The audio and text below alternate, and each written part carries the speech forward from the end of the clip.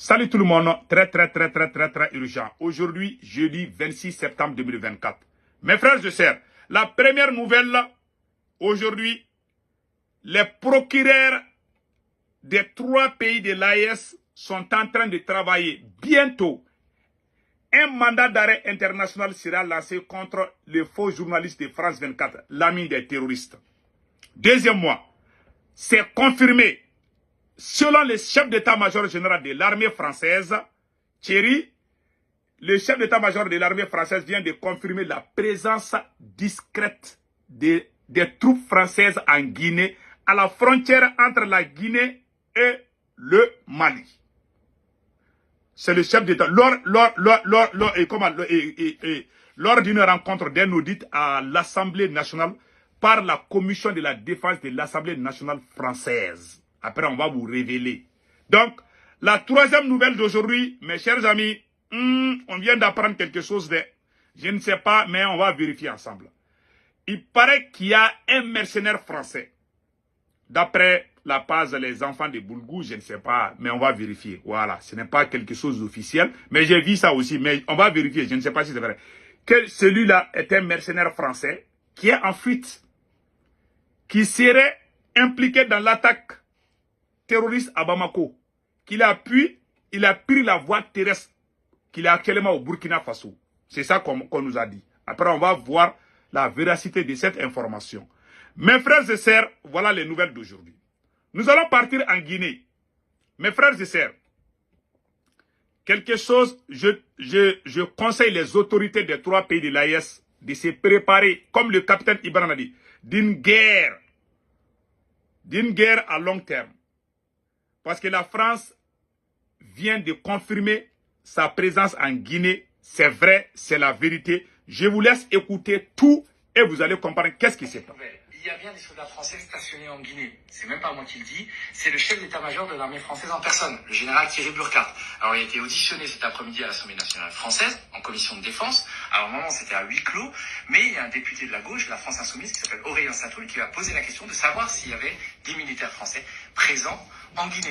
Et alors que ça n'avait jamais été rendu public, le général Thierry Burkhardt a dit que oui, il y avait bien des soldats français présents en Guinée et que même il y avait des déploiements opérationnels, je cite, de l'armée française en Guinée. Ouais. Alors, ça fait suite à des révélations que j'avais faites dans l'hebdomadaire Marianne en août dernier, où je racontais comment l'armée française était présente de manière très régulière à l'est du pays, à l'est de la Guinée, au camp militaire de Sorongoni et près de la frontière malienne, où ils formaient des forces spéciales, mais aussi où ils faisaient du renseignement. Et puis, il surveillait cette frontière malienne si sensible, puisque vous savez que le Mali a tourné le dos à la France et a chassé l'armée française en 2022, et depuis Emmanuel Macron est en froid avec le régime d'Assimi Goïta. Écoutez. Donc cet aveu de Thierry Burkhardt est quand même un peu surprenant, puisque il avoue non seulement que la France fait de la formation vis-à-vis des forces spéciales du putschiste guinéen Mamadi Doumbouya, des forces spéciales qui, je le rappelle, sont accusées d'enlèvement d'opposants et de répression de manifestations, mais il y a carrément des déploiements opérationnels de l'armée française, c'est-à-dire que l'armée française effectue des opérations sur le territoire guinéen, lesquelles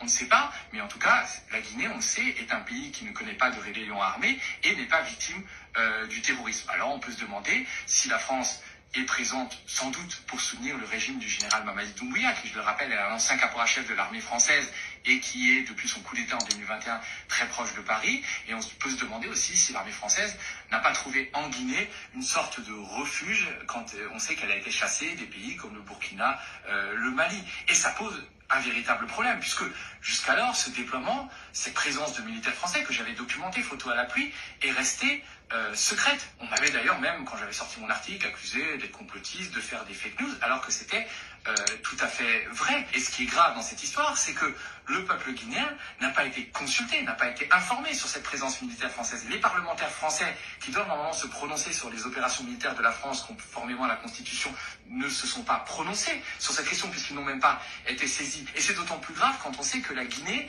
a un très fort désir de souveraineté. Elle a manifesté notamment en 1958, quand elle a dit non au général de Gaulle, et qu'elle est sortie de l'orbite de la France-Afrique. Et jamais en Guinée, il n'y a eu de présence opérationnelle de militaires étrangers jusqu'à aujourd'hui, jusqu'à ce que Mamadi Doumbouya, qui visiblement est le bon petit soldat des intérêts de Paris, fasse venir l'armée française. Et d'ailleurs, on le remercie, puisque contrairement aux autres putschistes du Mali, du Burkina et du Niger, lui n'a absolument aucun problème avec Paris. Paris le soutient financièrement, militairement, sécuritairement. On vient d'ailleurs de réintégrer la Guinée dans l'Organisation internationale de la francophonie, alors qu'il y a un sommet de la francophonie qui se tient à Paris la semaine prochaine. Et Mamadi Doumbouya va pouvoir se présenter tranquillement aux élections présidentielles avec le soutien de Paris et continuer à réprimer son peuple et à faire disparaître ses opposants sans que Macron ne moufte. Qu'on se le dise, la France-Afrique a encore de beaux jours devant elle et ce sont les Guinéens qui malheureusement aujourd'hui en payent le prix.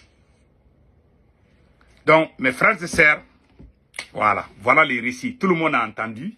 Le conseil que moi je donne à mes frères et sœurs panafricains, surtout partout dans le monde entier, ce qu'on peut faire, c'est de garder nos frontières. Prenons nos précautions. Moi, je ne suis pas, ce n'est pas, si je suis à la place de Mamadou Doumbouya, je ne vais jamais accepter l'armée française. Mais chacun a son choix. Respectons son choix.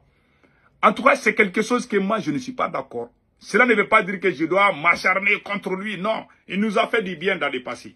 Au moment où il y avait un embargo sur le Mali, là, il faut reconnaître que la Guinée nous a aidés. C'est le même peuple. Le peuple guinéen, le peuple du Mali, du Burkina et du Niger, c'est le même peuple. C'est les descendants des guerriers. Je ne pense pas que l'armée française va rester en Guinée éternellement. Je ne sais pas. Je pense que peut-être Mamadou Doumbouya va changer d'avis. Ou bon, en tout cas, ce qui est sûr et certain, il y a certains pays en Afrique là.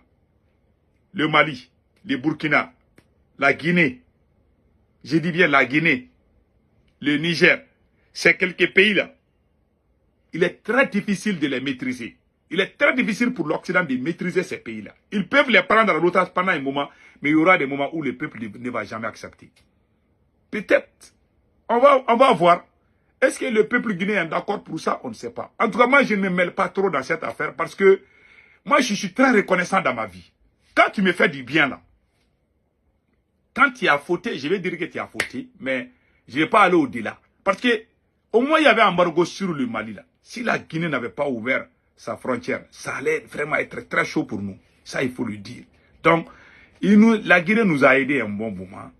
Si Mamadou Doumbouya décide, en tout cas, ce n'est pas une bonne décision. Pour moi, ce n'est pas une bonne décision. Mais cela ne veut pas dire qu'on doit sortir insulter Mamadou Doumbouya. Moi, je ne suis pas dans ça.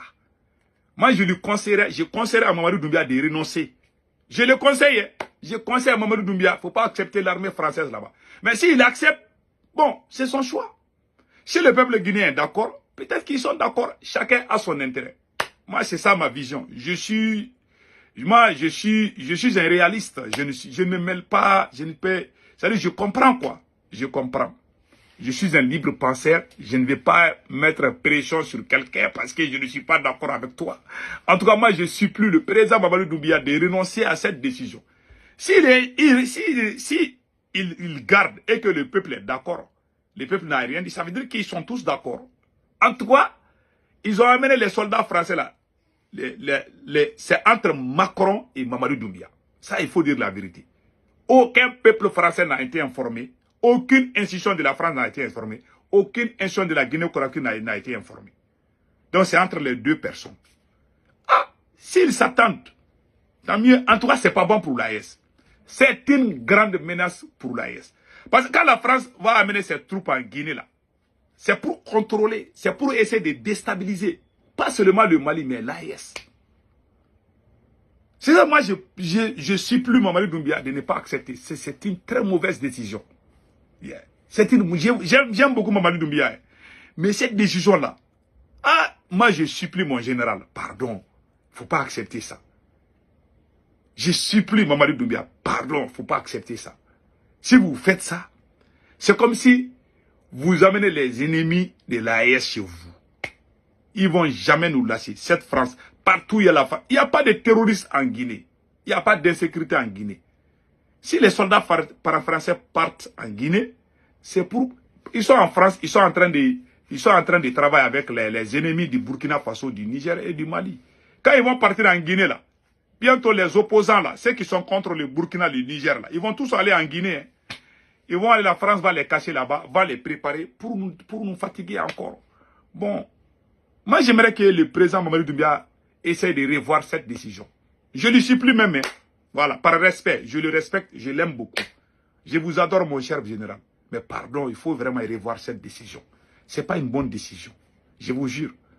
Il faut penser à Sékou Touré. Sékou Touré n'a pas accepté ça.